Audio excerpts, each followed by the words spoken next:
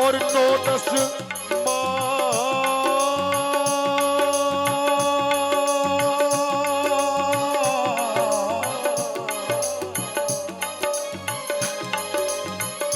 9-10 मास पुनन में लागे 9-10 मास पुनत में लागे 9-10 मास पुनन में लागे मूरख में लिखी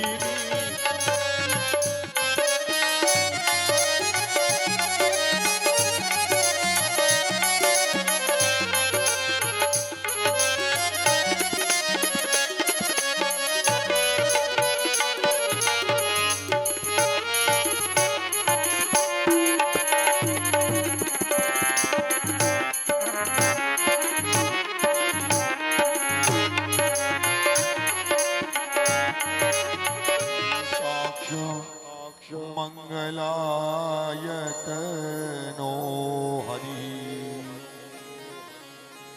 आरती आरती अवध बिहारी की लखन सिया जनक दुलारी की आरती अवध बिहारी के लखन सिया जनक दुलारी की आरती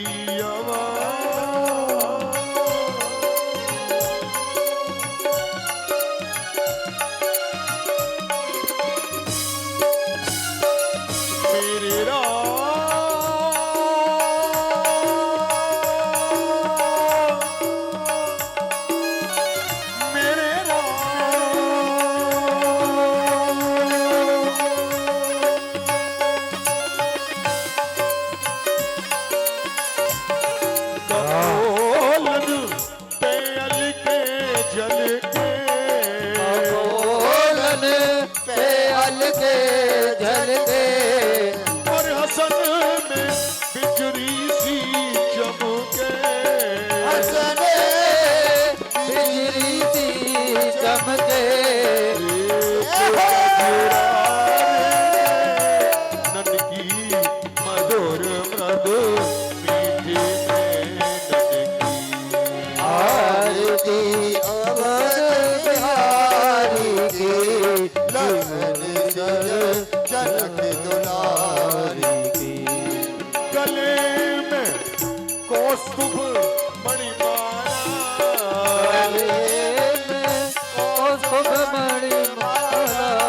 रूप लखी मोहेश्वर वाला लख मोहे सुर मारा सुमन जय शोभा न्यारी की आरती अवध बिहारी आरती अवध बिहारी की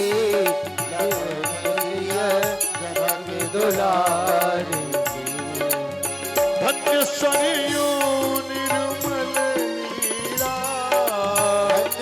सरी यो निर्मल रीरा और भरतुर पुनवण महावीरा तेरे श्रवण महावीरा लगन से बलिगारी की आरती अवध बिहारी आरती अवध बिहारी की लगन सिया जनक दुलारी की जिए युग श्यामलता जोरी ये युग श्याम लता जोरी श्याम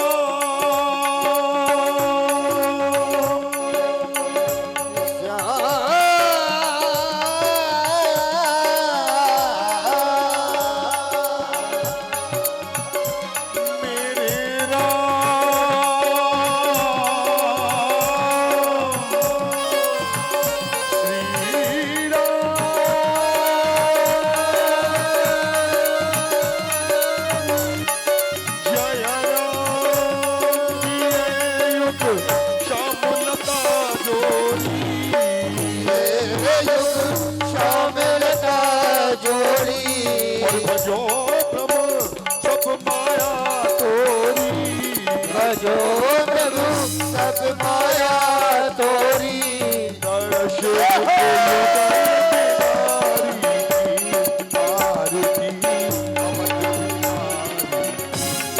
आरती अमर दुलारी की दुल्हन सिया जनक दुलारी की श्री रामचंद्र कृपाल भज मन हरण भव भय दारुण नव लोचन तिलक द्वार कंठ पद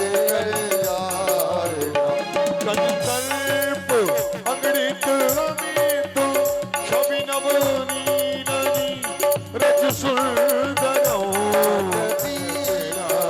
चार उदार अंग विभूषण माया मुझ सर चाप दर्शन जित खड़ दूषणम इत वलित तुलसीदास शंकर से सोनि मन रंजनम हृदय कंज निवास गुरु कामादि खल दल गंजनम जय राम रूप रूप रूप शिरोमणि कंज राज प्रचंड निस्तर प्रबल गल भुज बल हर अवतार दर्शन सारे हार विमंश दारुण सुख तगी जय प्रणत पाल दयाल प्रभु संयोग शक्ति नमामि हरि जय राम राघव राम राघव राम राघव रक्षम जय राम राघव राम राघव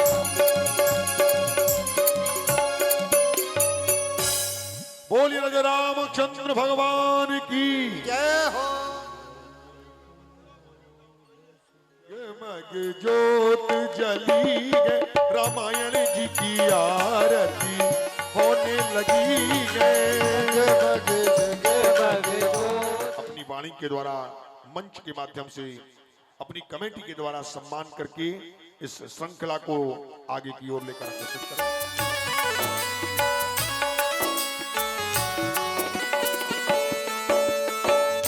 सुनत लखन सिया राम संदेशु तन जिम तन परिगरहु नरेशु तन जिम तन परिगरहु नरेशु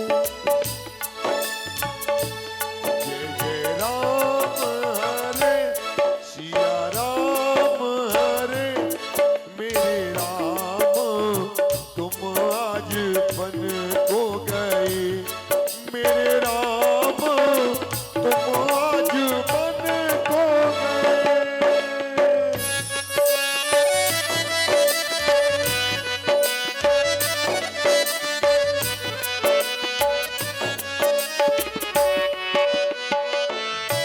देखते हुए मेरे इन प्राणों का त्याग भी नहीं हुआ।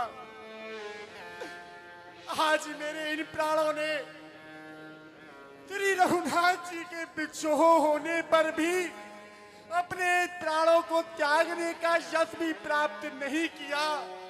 मुझसे बड़ा अभागा इस संसार में और कौन सा हो सकता है। क्यों एक ना एक दिन यह प्राण तो जाने ही है। किंतु आज जब रघुनाथ जी का बिछोड़ हो रहा था उस समय पर मेरे ये प्राण निकले क्यों नहीं। आज मेरे इन प्राणों ने मुझे सदा सदा के लिए अपचत का भागी बना दिया। हृदयाना बिदिर्यौ पंकजिम बिछुरत। क्या कहा? मंत्र सुमंत कहा है? क्या कहा? आओ मंत्री, मंत्री सुमंत।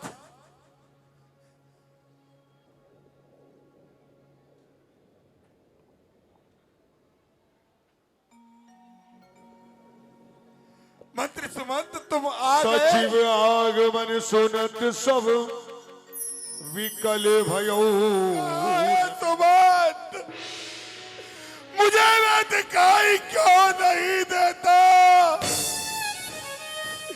क्या मेरा पुत्र राम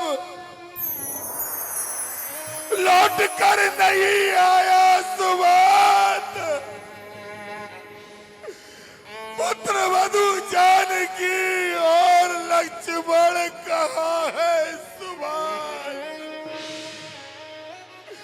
मुझे दिखाई क्यों नहीं देते? तुम कुछ बोलते क्यों नहीं? सुमंत मेरा बोलता तोता राम राम कहे राम सनेही।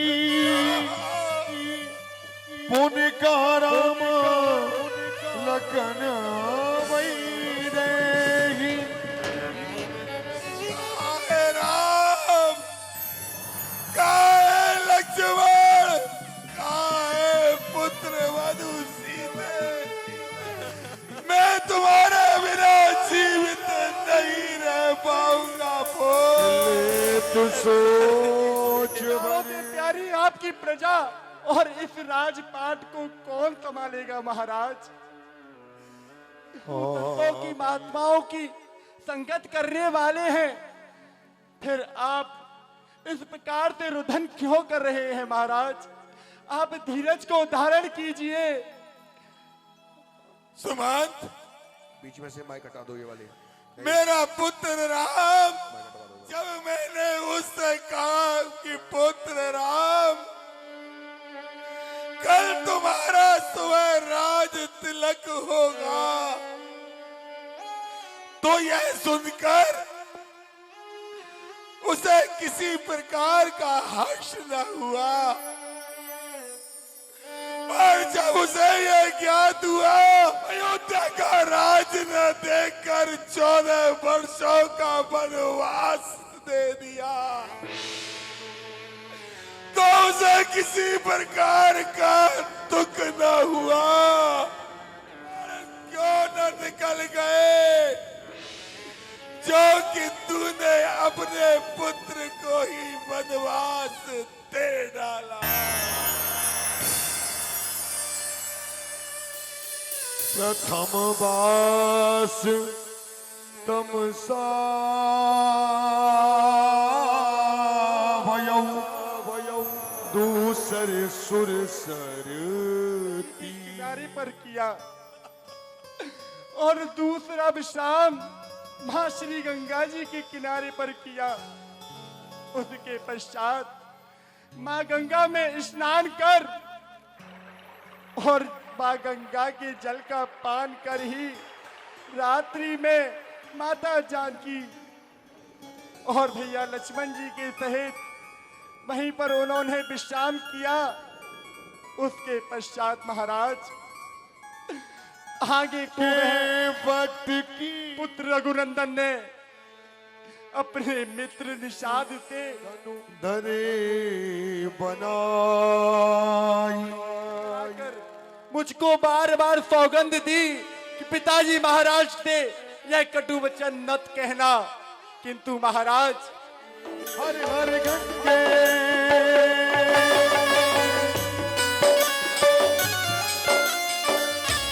धारण कीजिए महाराज।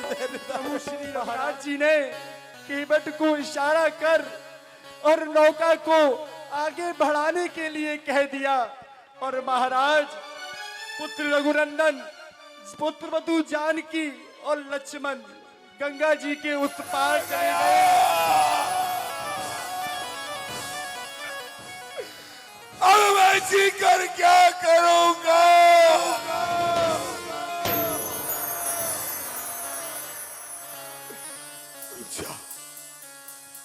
रुक जा, कौन रुक जाओ शांतनु के श्राप, रुक जा।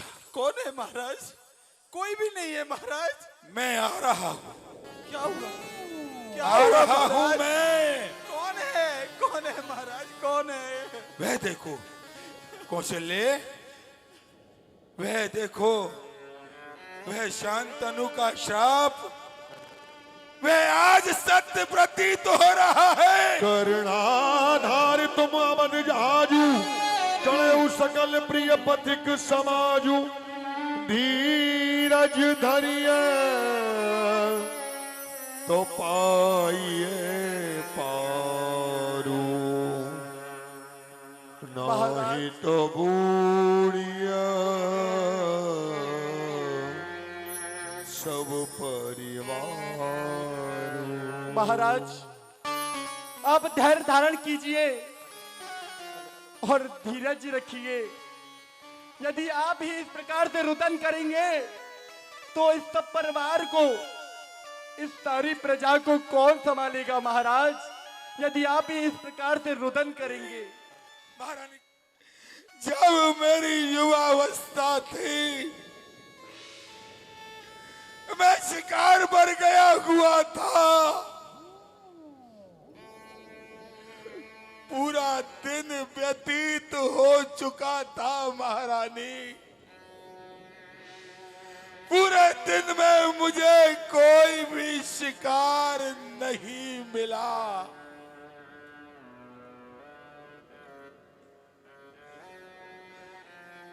जब शिकार से थक कर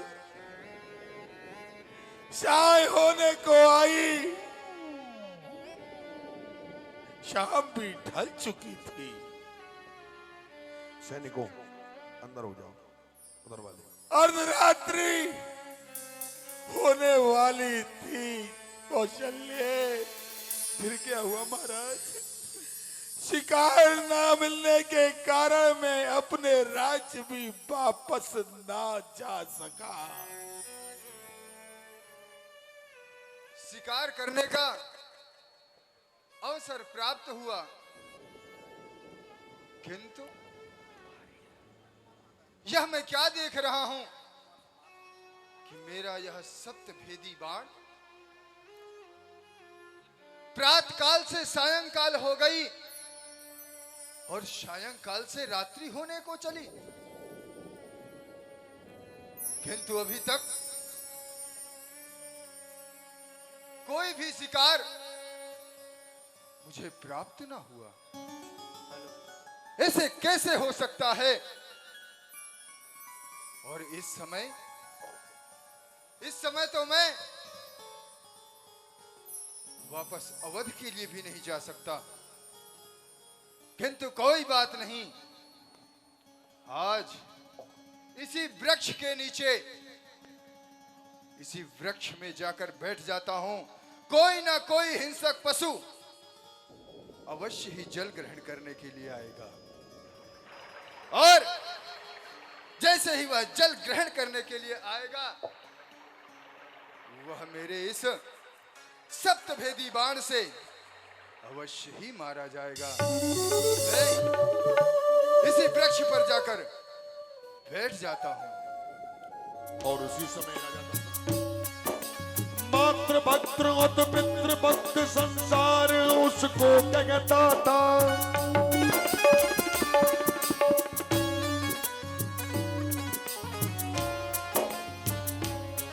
और तीरथ धाम कराता था, कंधों पे उनको डुलाता था। एक था श्रवण कुमार, एक था श्रवण। बेटा श्रवण, आज्ञा पूज्य पिताश्री। तुम धन्य हो बेटा। तेरे जैसा लाल पाकर हम बड़े भाग्यशाली अनुभूति कर। कोई भला तेरी तरह इतनी माता पिता की सेवा करता है? अपने कंधों पर माता पिता का भार रख के हमारा आशीर्वाद है। तेरे जैसा पुत्र घर घर हो बेटा श्रवण। अरे सुनती हो, ये श्रवण देख कितनी सेवा कर रहा है। बेटा, आज्ञा पिताजी। हमें बेटा बड़े जोर से प्यास लग रही है। तेरी माता भी प्यासी है श्रवण। हे बेटा श्रवण, तू कितना धन्य है। ऐसा पुत्र तो होना ही गुनाह है। हे मेरे पुत्र बेटा, हमें बड़ी जोरों से प्यास लगी है। हमें थोड़ा सा जल पिला दो मेरे पुत्र। बेटा, हाँ हम पिताजी। तुम्हें कितना कष्ट दे रहे हैं। एक तुम हो हमारी सेवा करते नहीं थक रहे, और एक आप मेरे माता पिता हैं। मेरा यह धर्म बनता है मैं आपकी सेवा पूजा करूं। और भला मैं आपको तीर्थ यात्रा करा रहा हूं तो इसमें बताइए, इसमें मेरा कौन सा क्या अपराध है? बेटा, और धर्म तो हमारा भी बनता है कि हम तुम्हारा लालन पालन बड़े अच्छे ढंग से करते, किंतु क्या करें बेटा, हम गरीब हैं। हमने जो बना तुम्हारे लिए कुछ नहीं कर पाए, और तुम धन्य हो श्रवण, तुम तो हमको सब काम छोड़कर हमारी सेवा कर रहे हो। सत्य पिताजी? कह रहे हो स्वामी। यह आप कैसी बात कर रहे हैं? क्या आपने मुझे जन्म दिया, आपने मुझे इस पृथ्वी पर लाए, क्या भला इससे बढ़कर कोई कार्य मेरे लिए हो सकता है? बेटा, कभी नहीं हो सकता पिताजी। जन्म तो बेटा जीव जंतु भी दे देते हैं, पर हर माता पिता की यही सोच होती है कि उसका बेटा बड़े लाड़ प्यार से पले, किंतु हम तो अभागे वह भी नहीं कर पाए, और तुझे कष्ट पर कष्ट दे रहे हैं। नहीं। जाओ बेटा। नहीं पिताजी, इसमें कष्ट की कौन सी बात है? आपको प्यास लग रही है, मैं अभी यही देखता हूँ कहीं पास में सरोवर होगी, आपके लिए जल लेके आता हूँ। हाँ। आप यही विश्राम करिए। हाँ बेटा, हाँ पानी ले लो आओ। पुत्र। एक था श्रवण कुमार, और उसको क्या पता था कि काल उसे बुलाता है। उसको क्या पता काल उसे बुलाता है। उसको क्या पता था काल उसे बुलाता है। क्या पता था काल उसे बुलाता है। हाँ, एक था श्रवण कुमार, एक था श्रवण कुमार। हिंसक पक्षी समझकर, हिंसक पशु समझकर, बाण चाल कर लाता गे। चढ़ा कर लाता है। राजा कोई हिंसक पशु आ चुका है, क्यों ना यथाशीघ्र चलकर शिकार करना चाहिए। शिकार। और दशरथ का आके दुश्मन को मार के वहां गिराता है।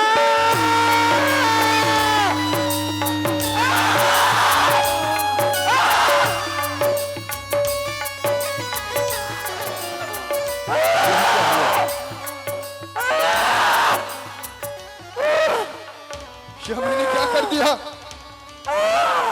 मैंने तो सोचा कोई हिंसक पशु होगा, किंतु ये किसी की आवाज सुनाई दे रही है।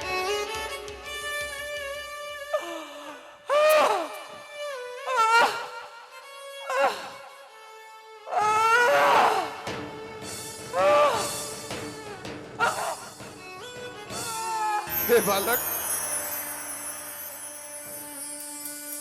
तुम कौन हो? यह इतना बड़ा अपराध राजा दशरथ से कैसे हो गया?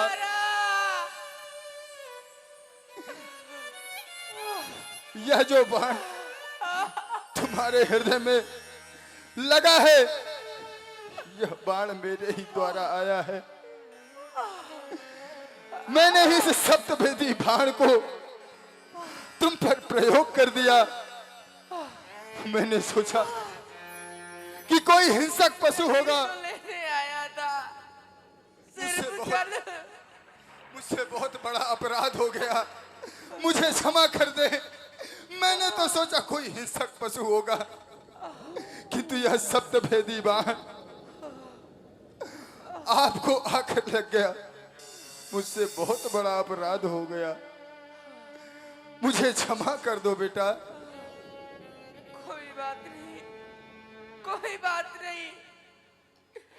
परंतु आपका नाम क्या है जो आपने मुझे ये बाण मारा? मैं, जिसने यह तुम्हें बाण मारा है वह तुम्हारे समक्ष राजा दशरथ है। कोई बात नहीं, कोई बात नहीं राजा दशरथ, कोई बात नहीं। यदि तुमसे यह भूल हो गई तो हो जाने दो। मुझे इसका तनिक मात्र भी कष्ट नहीं है कि आपने मुझे बाण मारा, परंतु सत्य बता रहा हूं राजन, मुझे इस बात का बहुत कष्ट है कि मैं अपने माँ बाप को पानी भी नहीं पिला सका। राजन, सत्य कहता हूँ, यहीं पास एक वृक्ष के नीचे मेरे बूढ़े माता पिता बैठे हैं राजन। और राजन एक बात और बताओ, उन्हें अपने नेत्रों से नहीं दिखता राजन। राजन, सत्य कह रहा हूं, मेरी एक अंतिम इच्छा पूरी कर दो राजन। उस पात्र में जल ले जाओ और मेरे अंधे माता पिता को, मेरे अंधे माता पिता को जल पिला दो राजन, जल पिला दो। अवश्य, अवश्य ही मैं उनको जल पिलाऊंगा। अरे राजा दशरथ, आज ये तूने क्या कर दिया?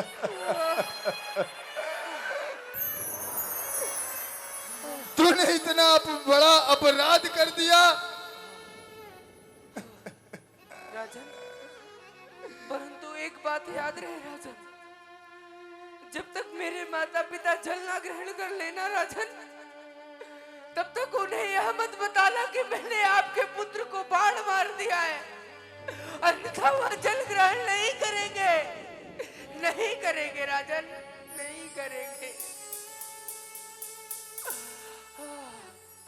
जाओ, जाओ राजन, जल ले जाओ, जाओ, जाओ। तुम्हारा यह बाण मेरे हृदय में बहुत पीड़ा दे रहा है राजन, बहुत पीड़ा दे रहा है।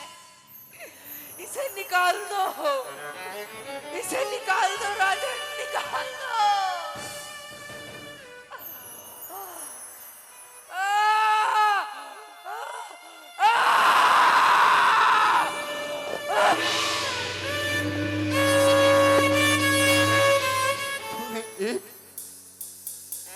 आंखों के तारों को छीन लिया है तूने राजा दशरथ। इतना बड़ा अपराध, किंतु इसके माता पिता प्यासे हैं, उनको जल लेकर जाऊंगा। जल वो किस प्रकार से ग्रहण करेंगे मेरे हाथों से? क्या बिना बोले वह मेरे इन हाथों से जिसने उनके पुत्र को मार दिया, क्या इस हाथ से वह जल को ग्रहण करेंगे? इतना बड़ा अपराध।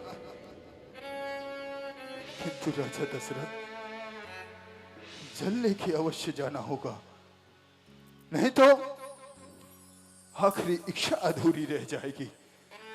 इसलिए मैं अवश्य जल लेकर जाऊंगा।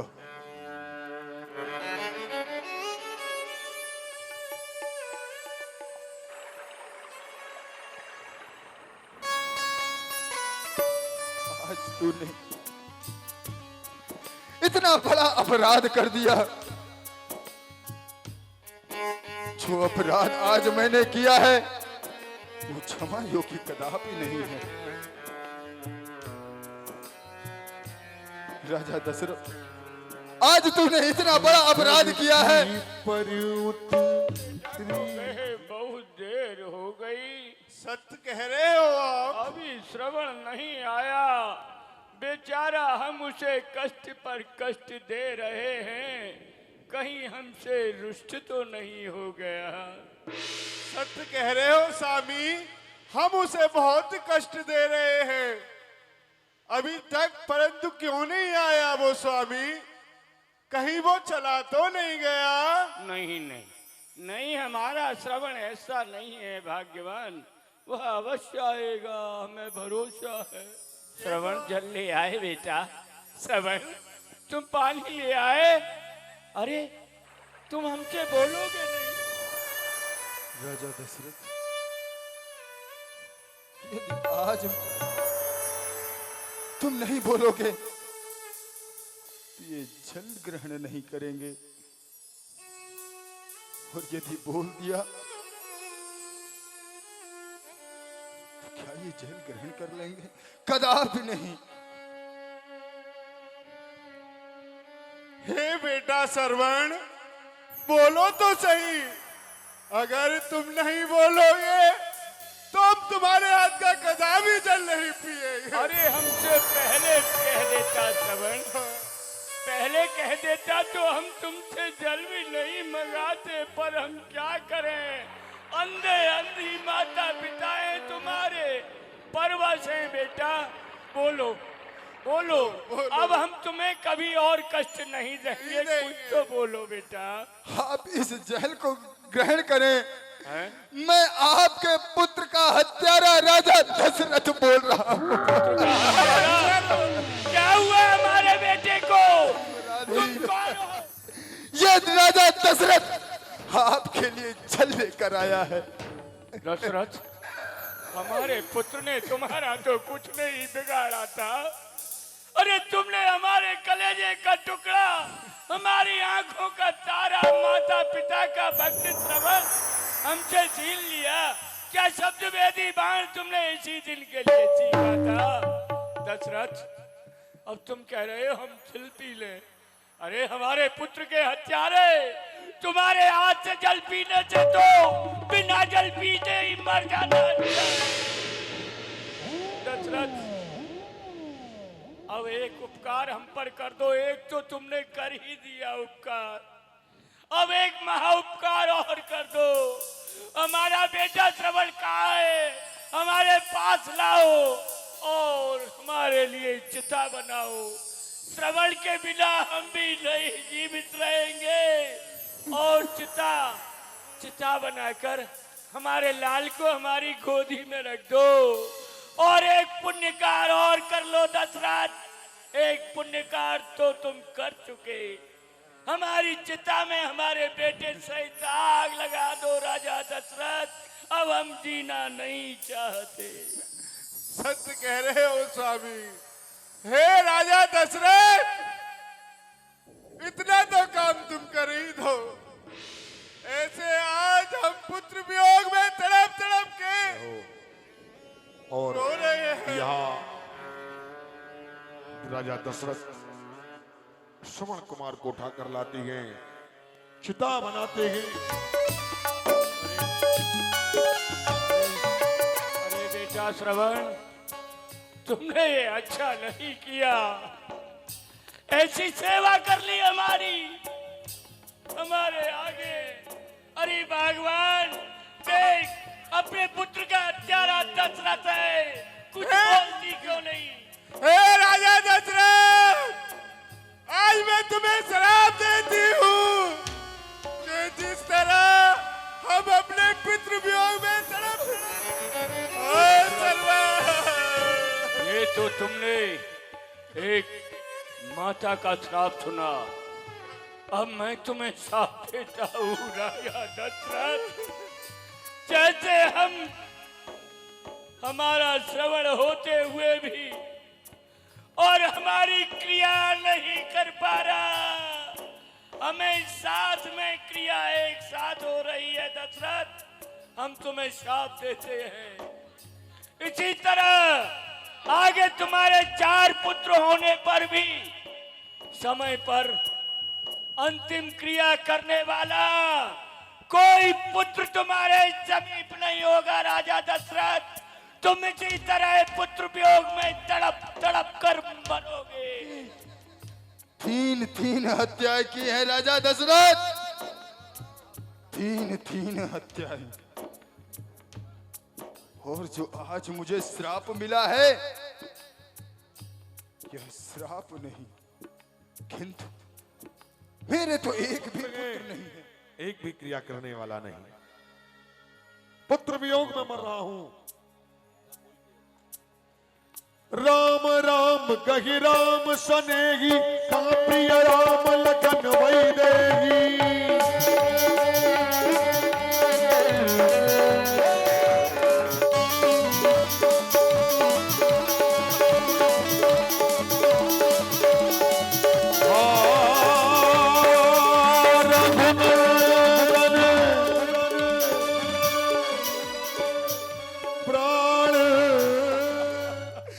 कैसे तेरे धारण करूं महारानी को।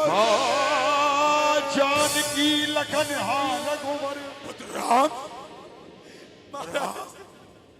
राम तुम लौट कर नहीं आ सकते। अपने पिता की आज्ञा का पालन करोगे। परंतु पुत्र,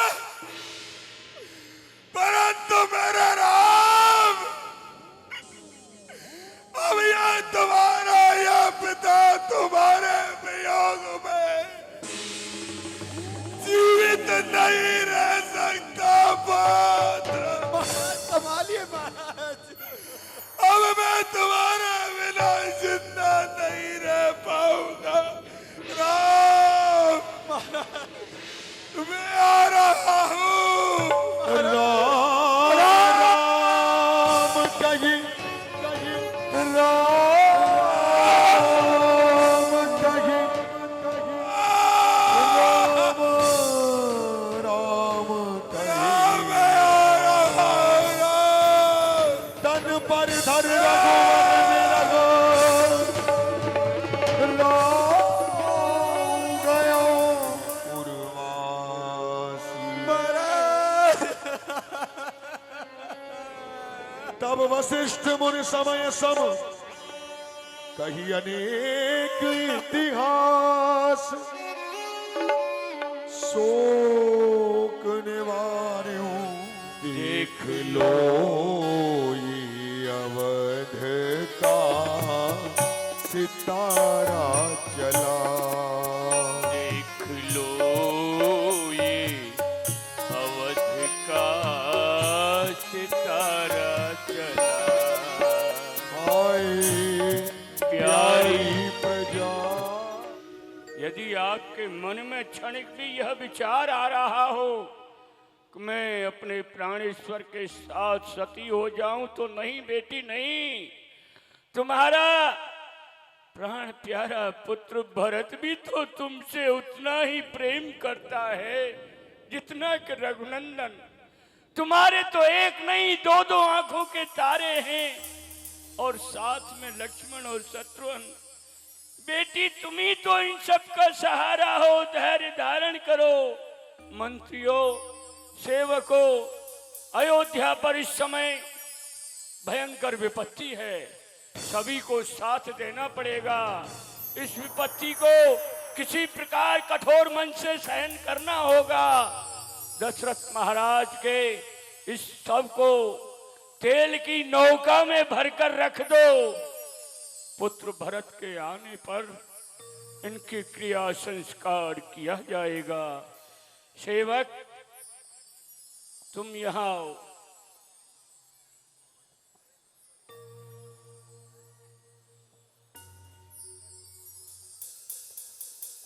जो आज्ञा गुरुजी। तुम शीघ्र ही पुत्र भरत के ननिहाल जाओ और वहां जाकर केवल इतना कहना, गुरु वशिष्ठ जी महाराज ने भरत जी शत्रुघ्न जी दोनों को यहाँ बुलाया है। अयोध्या का कोई समाचार उन्हें नहीं बताना। जो आज्ञा गुरुजी। इधर आत भयानक सपना जय जय राजा राम हरे।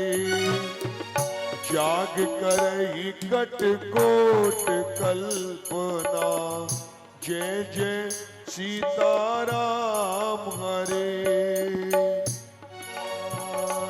ये दुनिया के झूठे नाते,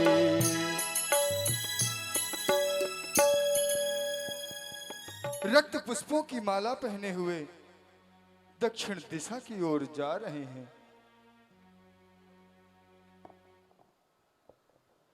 हे भूत भवन भोलेनाथ, मेरे घर में सब प्रकार से कुशल मंगल हो। मेरी समस्त माताएं, पिताजी महाराज, मेरे समस्त भाई सब प्रकार से कुशल मंगल हो, उनको किसी भी प्रकार का कोई कष्ट न हो। एहि विधि सोचत भरत मन, धावन पहुँचे आए। गुरु अनुशासन श्रवण सुन, चली गणेश मनाए।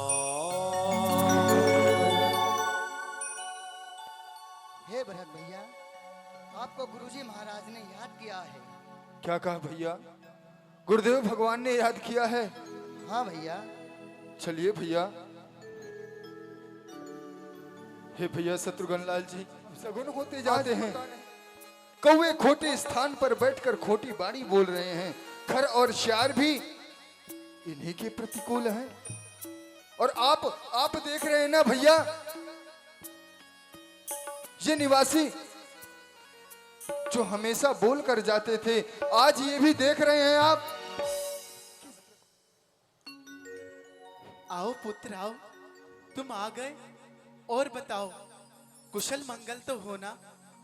हाँ माता जी, पुत्र, मैं सब प्रकार से कुशल मंगल हूँ।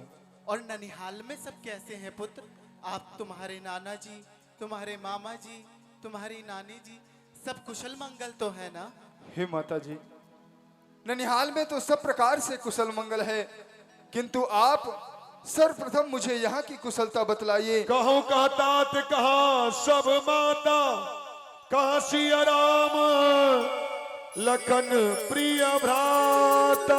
हे माता जी, आप सब इतने अशुभ भेष में, मेरी समस्त माताएं कहाँ हैं, मेरे समस्त भाई कहाँ हैं? आप जरा बतलाइए तो सही, इतने अब सगुन भेष में। पुत्र, मैं बताती हूँ। पुत्र, तुम्हारे जाने के बाद इस अयोध्या में एक संकट आने वाला था, परंतु उस संकट को मैंने और मेरी दासी ने समय आने पर ही, समय से पहले ही उसको संभाल लिया। ऐसा क्या संकट आने वाला था माता जी? पुत्र, तुम्हारे पिताजी पर मेरे दो वरदान थे, वह समय आने पर मैंने उनसे मांग लिया। पुत्र, पहले वरदान में तो मैंने तुम्हारे लिए इस अयोध्या का राजपाट मांग लिया, और दूसरे वरदान में पुत्र, मैंने राम को 14 वर्ष के लिए वनवास मांग लिया। और पुत्र, इस वियोग में ही तुम्हारे पिताजी अब इस दुनिया में नहीं रहे। क्या कहा? हाँ पिताजी महाराज, हे पिताजी महाराज, मैं कितना अभागा हूँ जो आपकी अंतिम सेवा भी नहीं कर सका। पिताजी महाराज, आपकी अंतिम सेवा भी नहीं कर सका, और आप मुझे प्रभु श्री रामचंद्र जी को भी नहीं सौंप पाए। पिताजी महाराज, हाय पिताजी महाराज, मैं कितना अभागा हूँ जो आपके चरणों की सेवा करने का इच्छुक था, किंतु फिर भी आपके चरणों की सेवा नहीं कर पाया। पेड़ काट ते पालहि सींचा, मीन जियन नित पार उलीचा। और दुष्टा, अरे ओ दुष्टा, तूने क्या कहा? पिताजी महाराज पर 2 वरदान थे। प्रथम वरदान पर प्रभु श्री रामचंद्र जी के लिए 14 वर्षों का वनवास और मेरे लिए राज्य। अरे ओ पापनी, तूने ये सोच कैसे भी लिया कि प्रभु श्री रामचंद्र जी को वनवास भेजकर तुम मुझसे राज्य करवाना चाहती है? अरे तेरी ऐसी खोटी बुद्धि थी तो तूने मुझे जन्म लेते ही क्यों नहीं मार दिया? तुझे वंश दशरथ जनक राम लखन से भाई, जननी तू जननी भाई, विभीषण कछु न बसा। अरे ओ पापनी, तुझे ज्ञात भी है कि तूने कितना बड़ा अपराध कर दिया? तुझे पता है सूर्यवंश शिरोमणि चक्रवर्ती नृपाल महाराजा दशरथ, भैया राम और लक्ष्मण जैसे भाई, और माताओं में तू ऐसी कुमाता निकली। अरे मुझे तो तुझे अपनी माता कहने में भी लज्जा आती है। अरे ओ पापनी, अरे माता, क्या तुम मेरी माता हो या माता माता तुम ही? क्या तुम ही सूर्य कुल की रानी? क्या तुम ही जन्मदाता मेरी? मानो तो है ये मंद सभी, मानो तो रिश्ते नाते हैं, अन्यथा अकेले ही प्राणी इस जग में आते जाते हैं। नहीं पुत्र। अरे ओ पापनी, तूने तो वृक्ष को काटकर पत्तों को सींचा है, जल से मछली को निकालकर उनमें पानी उलीचा है। यदि तेरी ऐसी ही बुद्धि कुबुद्धि भ्रष्ट हो चली थी तो तूने मुझे जन्म ही क्यों दिया था? मुझे मार क्यों नहीं देती? पुत्र, ये तो मैं सब कुछ तुम्हारी भलाई के लिए ही किया था पुत्र।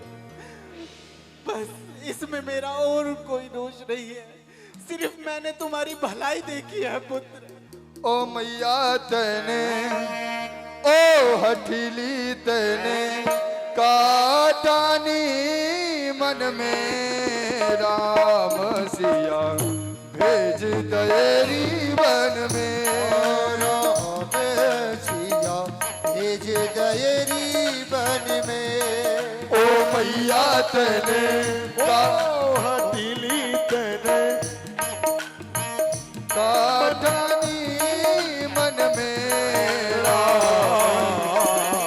सिया भेज दयरी बन में।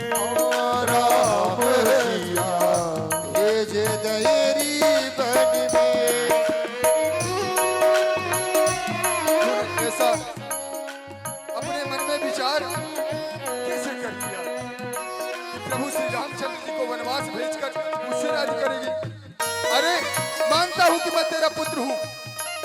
अरे यद्यपि भरत ते रोही जायो, यद्यपि भरत तेरो ही जायो। यद्यपि भरत ते रोही जायो। यद्यपि भरत तेरो ही जायो। तेरी करनी देख लजायो। तेरी करनी देख लजायो। हाँ, तेरी करनी देख लजायो। तेरी करनी देख लजायो। भरत की नजरन में राम सिया भेज दयरी वन में। राम सिया भेज दयरी वन में। यदि तू सोच रही हो अपने मन में कि मेरा पुत्र भरत अब इसका राज्य करेगा तो सुन, आज से मैं भूल गया कि तू मेरी माता है। और अब मेरे नजरों के सामने क्या खड़ी है? मेरी नजरों के सामने से चली जा। और तेही अवसर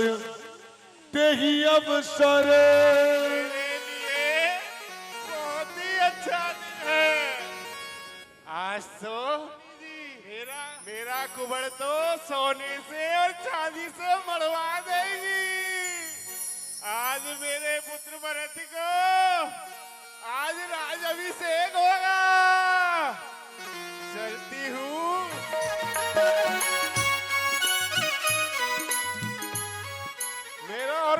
काय कहते मरे को ओए पन्ना से मरे को पन्ना से मरे को हीरे से मरे को और क्या होगा? से मरे को हीरा से मरे को तेरे कुबड़े को सोने चांदी से मड़े देता हूँ। हैं ये क्या कह रहे?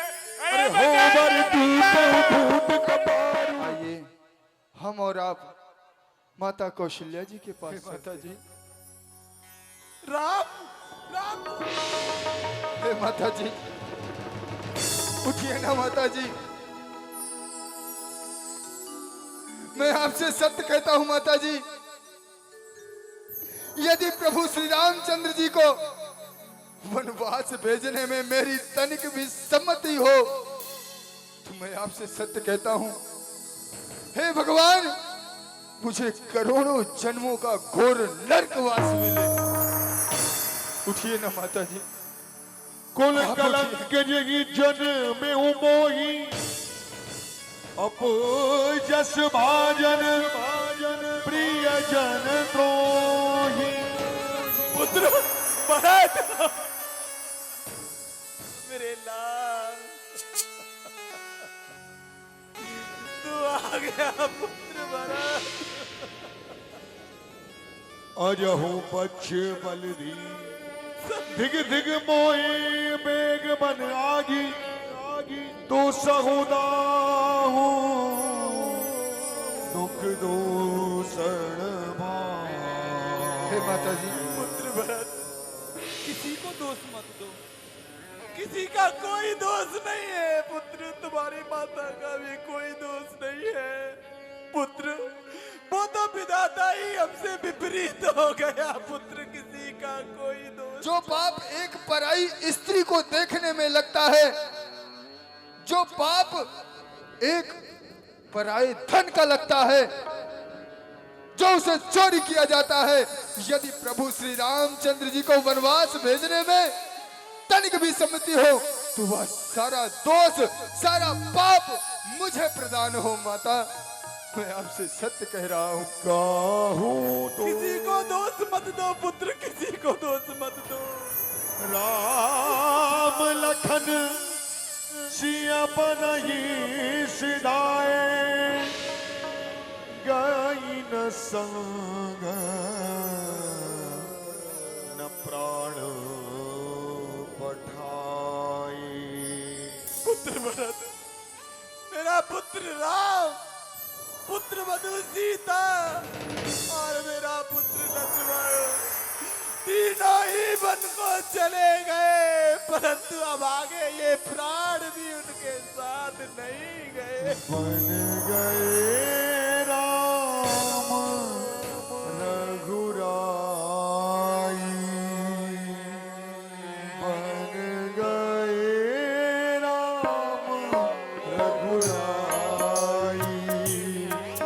सुन संग जानकी दाई, संग लक्ष्मण छोटा भाई, बन गए राम रघुराई। और सुन नदी बगाई, अवधपुरी और पुत्र राम भी तुम्हें अपने प्राणों से भी ज्यादा स्नेह करता है, अपने प्राणों से भी ज्यादा तुम्हें प्रेम करता है पुत्र, मैं जानती हूँ। चंद्रमा चाहे विष चुभने लगे, पाला चाहे आग बरसाने लगे, जल के जीव जल से विरक्त क्यों ना हो जाए, परंतु मेरा भरत अपने बड़े भाई राम से कभी विमुख नहीं हो सकता। मैं जानती हूँ मेरे लाल, मैं जानती हूँ। सभी सचिवों को, महत्वपूर्ण अयोध्या के नागरिकों को सब जगह यहीं पर एकत्र किया जाए। भैया भरत, सुनाओ भरत भावी प्रबल बिलख कहूं मैं आज हानि लाभ जीवन मरण जस अपजस विद्यास। होनी को कौन टाल सकता है भैया भरत? दुखी मन से मैं यह कह रहा हूं। विधाता ने 6 वस्तुएं अपने हाथ में रखी हैं। हानि, लाभ, जन्म और मृत्यु, यश और अपयश, इन पर हमारा हाथ का किसी का कोई भी सोचिए अधिकार नहीं हो। उस शिष्य का सोच करना चाहिए जो गुरु की आज्ञा न मानता हो। उस गुरु का सोच करना चाहिए जो शिष्य को उच्च शिक्षा न दे। वह गांव सोचनीय है जहाँ धर्म कार्य नहीं होते, गौशाला नहीं होते। वह विद्यार्थी सोचनीय है जो विद्या अध्ययन नहीं करता, उद्दंडता करता है। वह नगर और भैया भरत, आपके पिता ने तो जीते जी अयोध्या का राज्य संभाला और अंत समय में अपने सखा देवराज इंद्र के अमरपुर चले गए। भैया, धैर्य को धारण करना ही पड़ेगा। अब हम जो अयोध्या में आपके पीछे से घटित हुआ वह आपको बतलाते हैं। भरत, आपकी मां कैकेयी के आपके पिता महाराज चक्रवर्ती नृपाल दशरथ पर देवासुर संग्राम में जो उन्होंने सहयोग किया था वह 2 वरदान धरोहर के रूप में थे। उन्होंने 2 वरदान मांगे। पहले वरदान में भैया भरत आपको अयोध्या का राज मांगा और दूसरे वरदान में आपके ज्येष्ठ भ्राता रघुनंदन को 14 वर्ष का वनवास मांगा।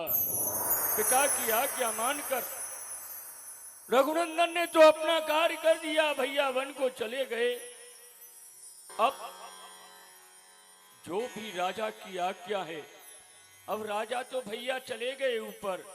अब हम सभी का कर्तव्य है अपने अपने दायित्वों की पूर्ति करें।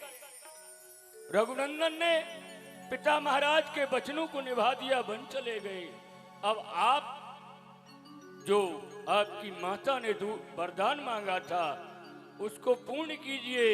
पिता की आज्ञा भी है, अयोध्या के सभी मंत्री माताओं की भी सम्मति है। प्रसन्न मन से भरत अयोध्या का राज संभालो, प्रजा का निर्वहन करो।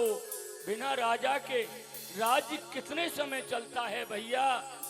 और फिर भी यदि आपके मन में जो विचार हो, मैं तो यही चाहता हूं मंत्रियों, माताओं, आपकी क्या इच्छा है? हे गुरुदेव भगवान, आपने जो भी कहा है वह उचित ही कहा है, क्योंकि बिना राजा के सिंहासन शोभा नहीं पाता। सर्वप्रथम यहाँ पर जब भैया भरत जी का आगमन कौशल्या जी के पास हुआ तो गुरु महाराज वशिष्ठ जी ने अनेक प्रकार के इतिहासों का वर्णन किया, अनेक प्रकार के सोच के बारे में बताया। लेकिन सर्वप्रथम भरत जी को आज्ञा दी कि भरत, हम सब वार्तावाद में करेंगे। सबसे पहले तुम्हारे पिताजी महाराज का जो पार्थिव शव पड़ा हुआ है उसकी अंत्येष्टि क्रियाक्रम करनी चाहिए और उनको तिलांजलि दी जाएगी। चलो भैया भरत। अंत्येष्टि अग्नि मुखाग्नि दे रहे हैं भरत जी, छोड़कर चल दिए। आज राजा दशरथ सब नम आंखों से उनको विदाई दे रही हैं। राजा जी को विदाई देकर सभा में सब विराजे अंत्येष्टि क्रिया से मुक्त होकर।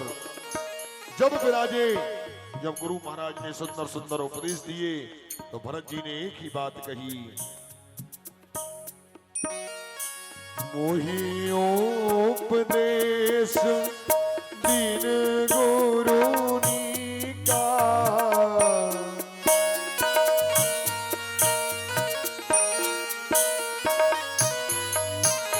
हाय पिताजी महाराज। सम्मत सारे राजा को वापस बुला दो, या मुझे भी तुम जग से उठा लो। हम गरीबों के दिल का आपने जो कार्य प्रथम कहा था मैंने उस कार्य को पूर्ण किया, और आप सभी लोग कह रहे हैं कि इस राज्य को मैं संभालूं। हे हाँ गुरुदेव, हाँ भैया भरत, पिता की आज्ञा सर्वोपरि होती है।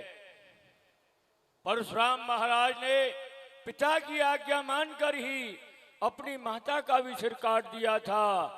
ययाति महाराज को उनके पुत्र ने उनकी इच्छा होने पर अपनी युवावस्था दे दी थी। पुत्र के लिए पिता के वचन से बढ़कर संसार में कुछ भी तो नहीं, और पिता महाराज की ही आज्ञा है। सर्वप्रथम रघुनंदन ने उनकी आज्ञा का पालन किया। बेटा, अब तुम्हारी बारी है। हे गुरुदेव, मेरी तो इच्छा यही कहती है कि आप सभी लोगों ने ले राज्य के लिए कहा, किंतु मेरे हृदय में बार बार यह उत्कंठा उत्पन्न हो रही है कि क्यों ना एक बार चलकर प्रभु श्री रामचंद्र जी को मनाने जाऊं। तुम धन्य हो भरत, तुम धन्य हो। राम दरस बस सब नर नारी, जन करु करन चले तकी बारी। आज तुमने रघुनंदन के वियोग रूपी समुद्र में डूबने से अयोध्या के प्रजावासियों को, समस्त मंत्री माताओं को बचा लिया। यहाँ बोलिए भरत लाल की। इस संसार में बहुत कम ही लोग जानते हैं, राम राजा हुए, जाने से पहले उनको कठोर वन जाना पड़ा। लेकिन राम से भी बड़े हैं तो रामायण में एक किरदार आता है भैया भरत का। इस पूरे भारत में भरत के ही नाम से नाम पड़ा है भारत। 3 भरत हुए हैं।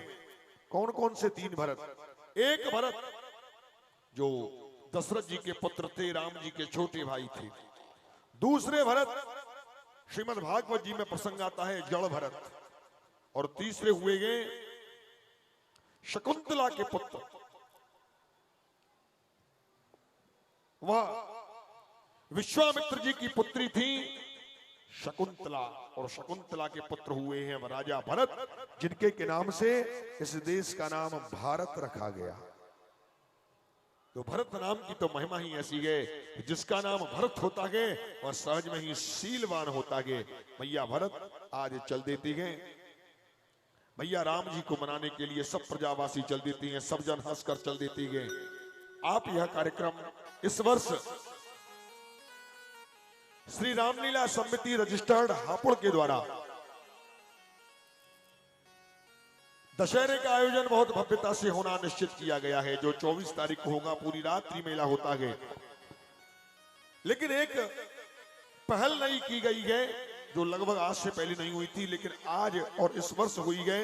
वो पहल है सोशल मीडिया के माध्यम से आप सबको घर बैठे लीला का लाइव मंचन दिखाना। सोशल मीडिया के माध्यम से लीला का लाइव मंचन चल रहा है। जो लोग दूर दराज बैठे हुए हैं और सोचते हैं अरे क्या रामलीला को देखने के लिए चलें, हापुड़ वासियों को आना चाहिए लीला देखने के लिए। तो कि जिस आनंद में आप खो गए बस वही आनंद परमानंद हो जाता है। दूर दराज बैठे हुए, देश विदेश बैठे हुए लोग ऑनलाइन टीवी के माध्यम से, मोबाइल के माध्यम से, सोशल आप देख रहे हैं बाजार बाजार में जाकर जन जन तक रामलीला को दिखाने के लिए इस वर्ष पहली पहल है। और लाइव चलाने के लिए डिस्क्रिप्शन में 1000 सब्सक्राइबर की आवश्यकता होती है। इसीलिए वह चैनल का लाइव प्रसारण पवन देव चतुर्वेदी के YouTube चैनल पर यानी हमारे चैनल पर किया जाएगा। चैनल को आप लोग सब्सक्राइब करें, लाइक करें, कमेंट्स करें, और उसका फिर बाद में प्रसारण हमारी श्री रामलीला समिति रजिस्टर्ड हापुड़ के चैनल पर किया जाएगा, आयोजित किया जाएगा। तो आप पवन देव चतुर्वेदी के चैनल को सब्सक्राइब करें, कौशल किशोर कृपा के नाम से लाइक करें, और घर बैठे भी आप भगवान की लीलाओं का आनंद ले सकती है। घर बैठे भी इस वर्ष हापुड़ की पूरी लीला का कवरेज विशेष करके जो आयोजन होने वाले हैं मैं आपको बतला दूं। आज दशरथ मरण की लीला, करुणा की लीला, रोने की लीला, लेकिन कल लीला में नई रोचकता आ जाएगी, क्योंकि कल यहाँ पर जो लीला होने जानी है वो बहुत सुंदर लीला है। कौन सी? कल यहाँ पर जयंत का प्रसंग होगा। भगवान का संतों से मिलते हुए पंचवटी निवास होगा और सूर्पणखा की नासिका भंग की लीला, सूर्पणखा के नाक कटने की लीला का मंचन कल यहाँ पर दिखाया जाएगा। यानी कल से हम वीर रस की, श्रृंगार रस की लीला में प्रवेश कर जाएंगे। तो सभी हापुड़ वासियों से लाइव के माध्यम से भी और आप सब जनता के माध्यम से भी निवेदन है, कल से अधिक संख्या में आवे। हमारी श्री रामलीला कमेटी के द्वारा प्रधान कैंप बनाकर, महामंत्री कैंप बनवाकर बहुत सुंदर सुसज्जित व्यवस्था की गई है। उसका आप लोग घर बैठे आनंद नहीं लें, उसका आप यहाँ आकर प्रत्यक्ष आनंद लें, क्योंकि इतना बड़ा मंच पूरे भारतवर्ष में लगभग नहीं है। इतना बड़ा मंच और इतना बना हुआ मंच, इसलिए उसका आनंद आप लोग लेते रहे, यही हमारा आप सभी से निवेदन है। अब आइए, भरत जी महाराज चल देती है। चैनल को पुणे में आपको बतला दूं, कुछ लोग पूछ रहे थे, तो पवन देव चतुर्वेदी के नाम से यूट्यूब पर चैनल है, उसे सब्सक्राइब करें, लाइक करें। घर बैठे भी लीला का आनंद आप लोग अपने टीवी के माध्यम से, मोबाइल के माध्यम से, लैपटॉप के माध्यम से देख सकते हैं। अब भरत जी महाराज चल देते हैं। जंगल में मैं जान गया, भरत के मन में अवश्य ही यह विचार उत्पन्न हुआ है कि राम जी वन में अकेले हैं और उनको वन में जाकर ही समाप्त कर देना चाहिए, जिससे कि निष्कंटक राज किया जा सके। मेरे वीरो, तुम सब सावधान हो जाओ। आज कोई भी मुझे धोखा मत देना। आज जिसने भी मुझे धोखा देने की कोशिश की, मैं अपनी इस तलवार से उसका मस्तक काट दूंगा और मेरा इशारा पाते ही उनकी सेना पर टूट पड़ो। आज मेरे संग्राम में राम जी के सेवक होने का यश प्राप्त करूंगा। अरे क्यों चीखता है? तुमने सत्य कहा, सोच विचार कर ही आगे कदम बढ़ाना चाहिए। भरत जी राम जी के छोटे भाई हैं, परंतु मैं 3 प्रकार की भेंट रखी गई हैं भरत जी के आगे। भरत जी महाराज ने क्या किया? भरत जी भले मिल रहा हूँ हे सखा निषाद राज जी, यदि आपको ज्ञात हो कि मेरे प्रभु श्री राम इस समय कहाँ पर विद्यमान है। और कोई दूसरा ऐसा हो भी नहीं सकता जैसा प्रेम आपका प्रभु श्री राम जी के चरणों में है, वैसा प्रेम और किसी का नहीं हो सकता। हे भरतलाल जी, आप मेरे साथ प्रभु के समक्ष चलिए, मैं आपको लिए चलता हूँ। अति शीघ्र चलिए भैया। कठिन कुचा हे जानकी, आज तुमने क्या सपना देखा है? क्या भैया भरत मुझसे मिलने के लिए आ रहा है? और तीनों माताजी मैंने बधुआ देखी है सफेद साड़ी, और पिताजी महाराज स्वर्ग लोक पहुंच गए हैं। भैया लक्ष्मण, आज्ञा प्रभु। यह जो सपना है वह कुछ अच्छा नहीं है।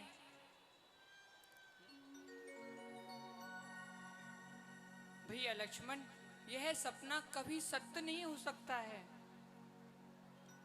क्या कहा प्रभु? बिन पूछे कछु कहूं गुसाई, श्री राम जय सेवक समय न जीत जिताई, श्री राम जय राम।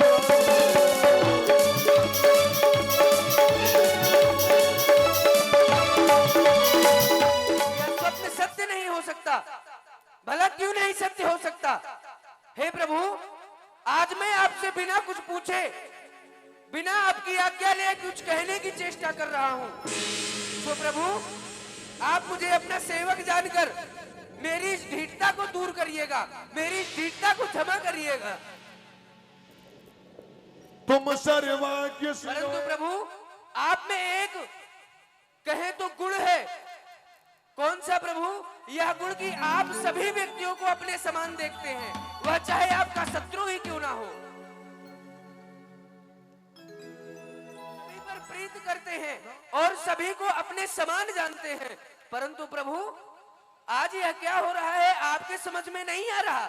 विषयी जीव पाई प्रभुताई मूल मोह बस होय जनाई। प्रभु जिस प्रकार एक विषयी जीव प्रभुता को पाकर अपने कर्तव्य को भूल बैठता है, अपने उस स्वाभिमान को भूल बैठता है जो कि उसका सहज स्वाभिमान है, तेऊ आज राम पद पाई। आज भैया भरत को तो देखिए, वह उस राजपद को पाकर उस सभी धर्म, उन सभी मर्यादाओं को खंडित करके यहाँ आपके पास वन में वो भी समस्त सेना को लेकर आ रहे हैं।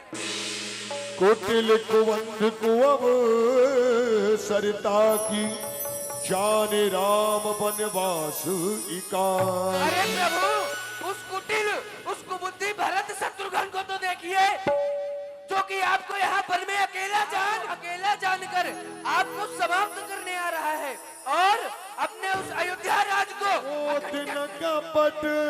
थोड़ी मात्र भी कुटिलता नहीं होती, थोड़ा सा भी द्वेष नहीं होता, तो क्या वह भरत अयोध्या की पूरी सेना लेकर आता है यहाँ पर? भरत ही दोष देख को जाए जग बोल। भैया भरत को दोष देने में कोई वो नहीं है, भला ये राजपद है ही ऐसा। इस राजपद की गद्दी पर जो एक बार बैठ जाता है उसे अभिमान आना संभव है प्रभु। क्षत्रिय जात रघुकुल जन्म राम अनुग जग जान लाखों मारे चढ़ा।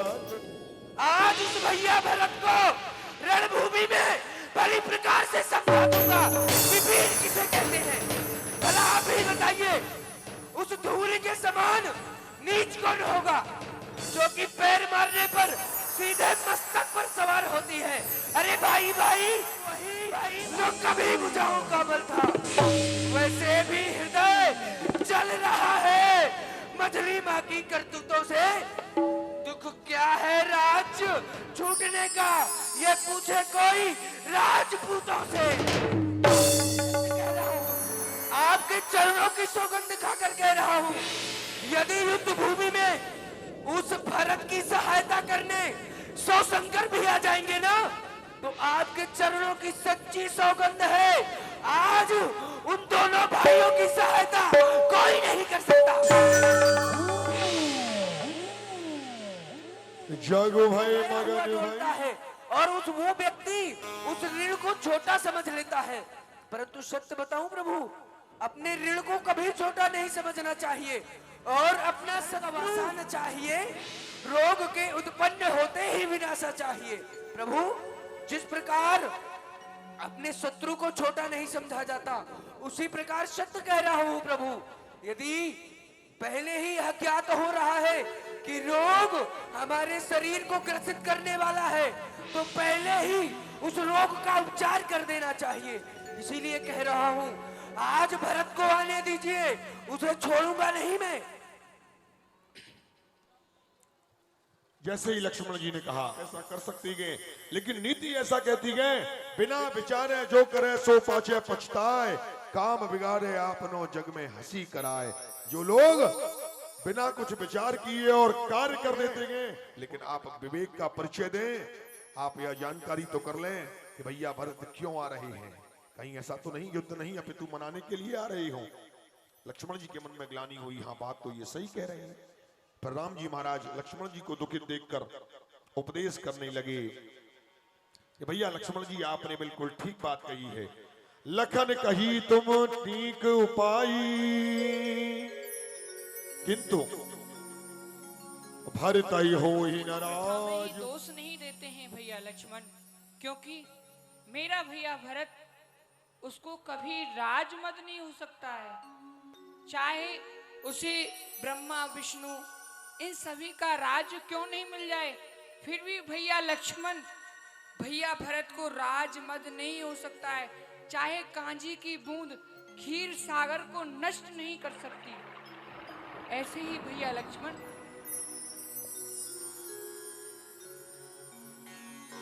जो न होत जग जन्म भरत को, सकल धर्म धुर धरनी धरत को। भैया, यदि भैया भरत का जन्म इस पृथ्वी पर नहीं होता तो इस धर्म की धुरी को कौन धारण करता? और तभी हो तब केवट ऊंचे चढ़ धाई, तब केवट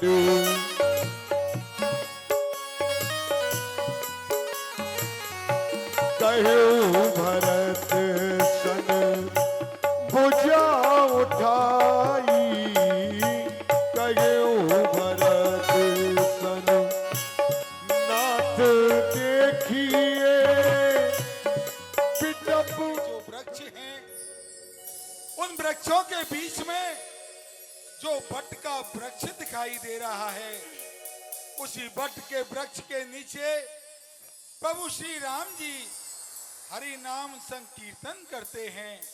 और वह जो झोपड़ी दिखलाई दे रही है, उसके निकट जो तुलसी के पौधे लगे हुए हैं, वह सब पौधे मां जानकी जी ने अपने हाथों से लगाए हैं।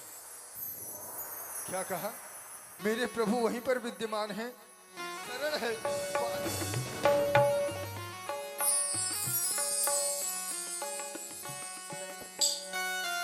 बोलिए भरत लाल की जय, राजा रामचंद्र भगवान की जय हो। इस प्रकार राम जी और भरत जी का मिलन हुआ। वर बस लिए उठाए और लाए कृपा निधान, भरत राम की मिलन लखे बिसरे सब ही अमान। राम जी और भरत जी का महामिलन हुआ, महासंगम हुआ। तभी वशिष्ठ जी महाराज ने राम जी के आने के बाद जो जो घटना अवध में घटी वह सब उनको बतलाई। जब आपके पास से खाली हाथ लौटे, आप मंत्री जी के साथ अयोध्या नहीं आए, तो चक्रवर्ती नेपाल ने अपने सच्चे प्रेम प्रण का निर्वाह करते हुए, आपके दुख में दुखी होते हुए हा राम कहकर अपने प्राणों का परित्यागन कर दिया। रघुनंदन, हाँ पिताजी।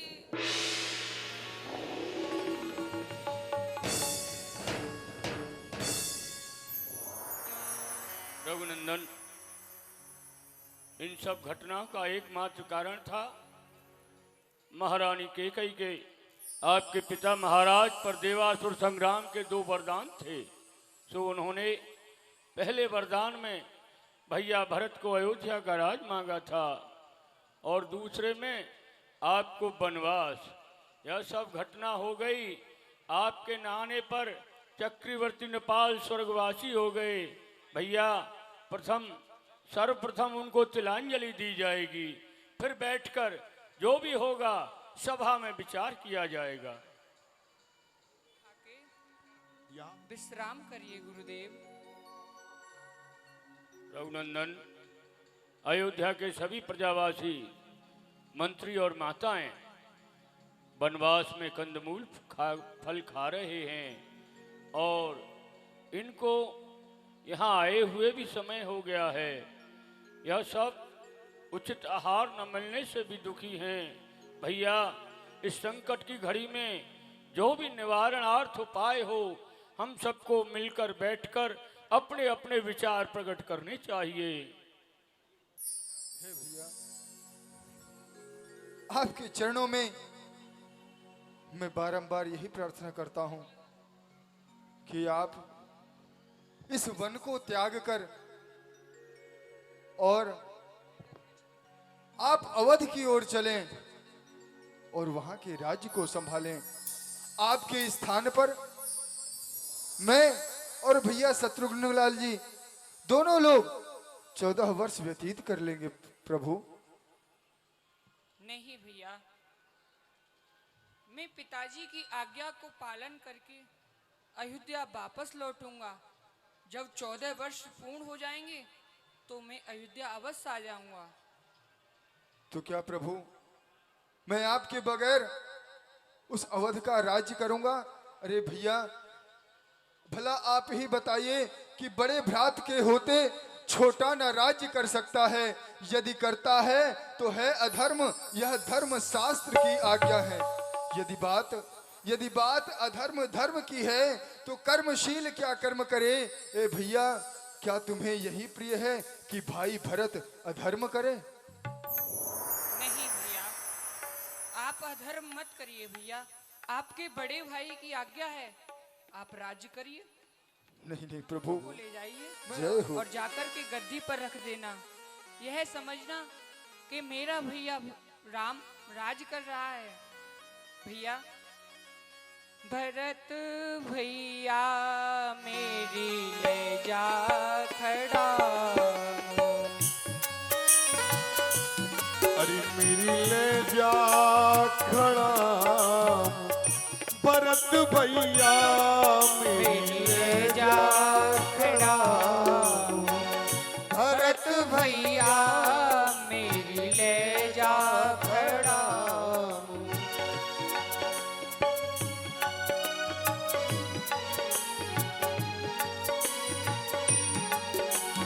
हो ले जा खड़ा भैया, गद्दी पे रखियो, शरण खड़ा मेरी गद्दी पे रखियो, शरण खड़ा मेरी गद्दी पे रखियो।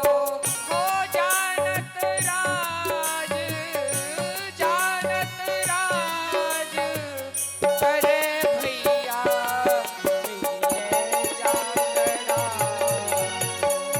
भरत भैया मेरे जा खड़ा। मेरी ले जा खड़ा, भरत भैया मेरी ले जा खड़ा। और भैया भरत, सब मातन को हुक्म बजियो भैया, सभी माताओं की आज्ञा मानना है और उनकी सेवा करना है। हाँ, गुरु वशिष्ठ और मिल सुमंत संग, गुरु वशिष्ठ और मिल सुमंत संग, वेंकट राज चले भैया मेरी ले जा खड़ा, भरत भैया मेरी ले जा खड़ा, ले जा खड़ा। ले जा खड़ा। प्रभु कर कृपा पावरी दीनी, सादर भरत शीस धर लीनी। राम भक्त ली चला रे राम की निशानी,